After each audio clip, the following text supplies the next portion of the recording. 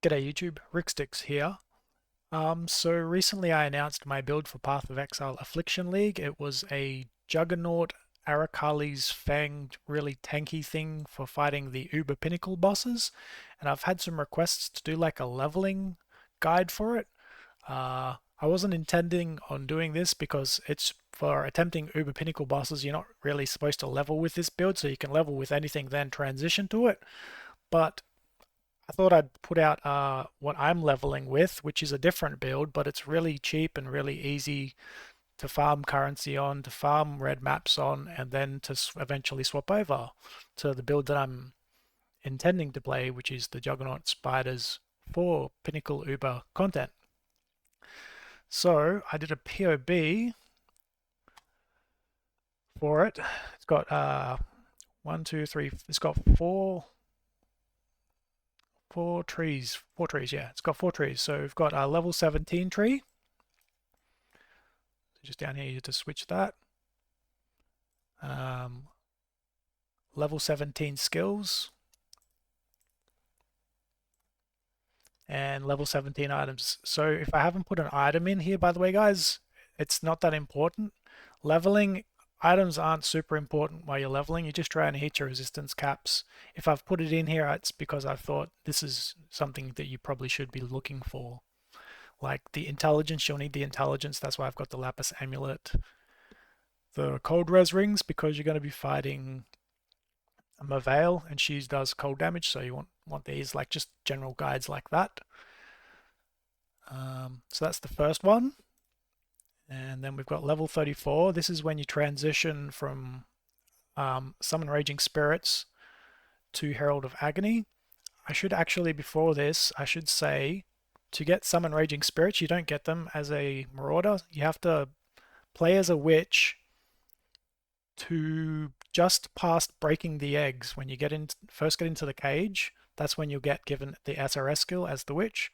So just get that, chuck it in your stash, and then make your Marauder, and then he'll be able to use that SRS that you just got.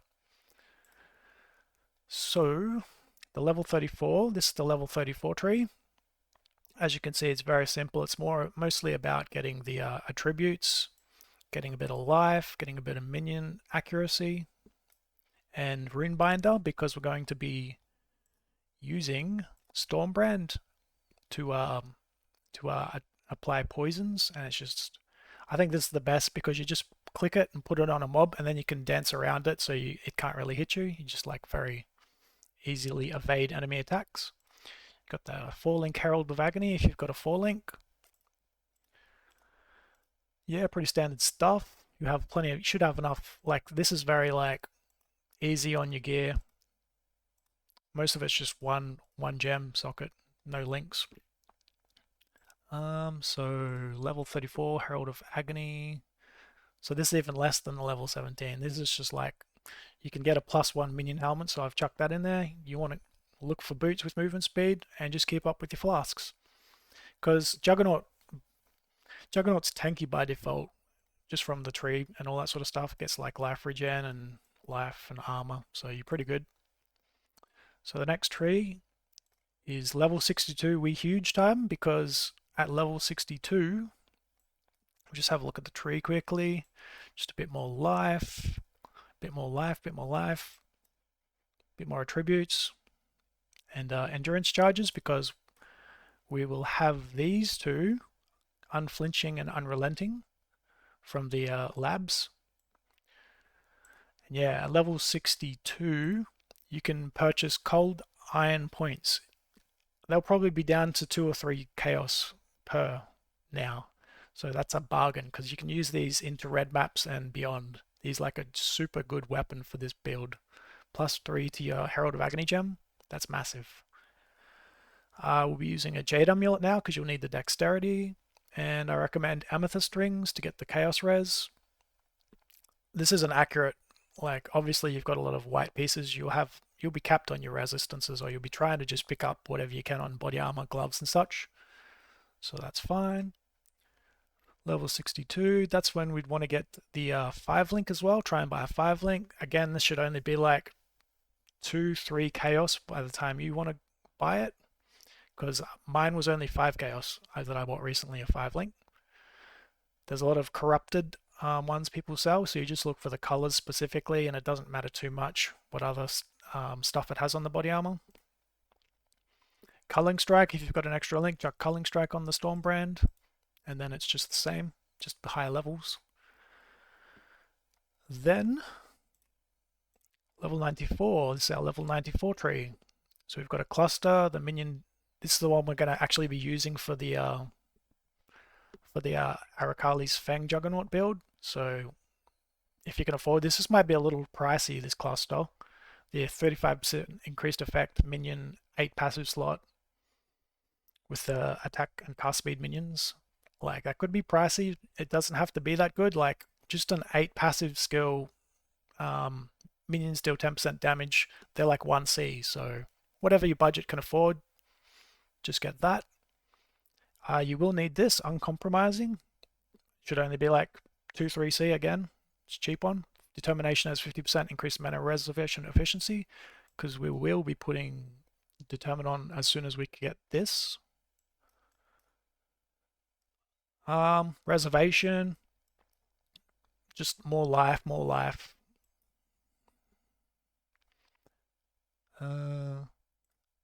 So change these items. And so we're looking at around 800,000 Guardian Pinnacle DPS.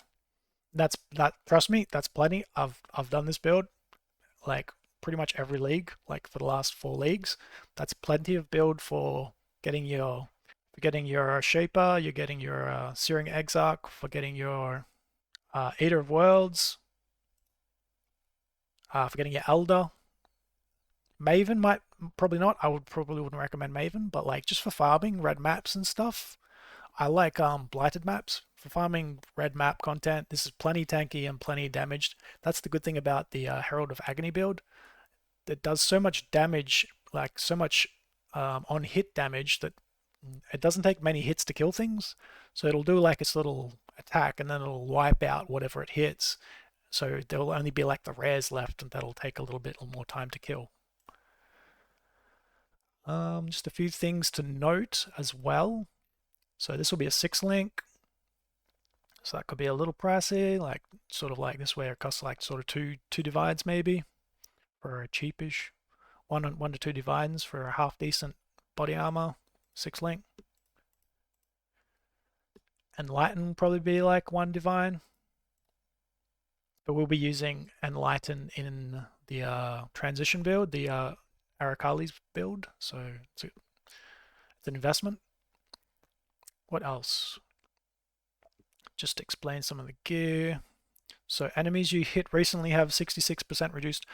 Like, this build doesn't like kill big bosses super quick, but it's like really tanky and can like 900,000 armor, 1600 life regen. It's super tanky. It's not going to die. Capped resistance is overcapped. It's not going to die, but it's going to take like sort of like 10 to 15 seconds to knock some of those tier 16 bosses down, depending on the mods. So we've got Soul of Rysla. You want to get the Gorillas. Enemies hit recently have 50% reduced life regen. Combine that with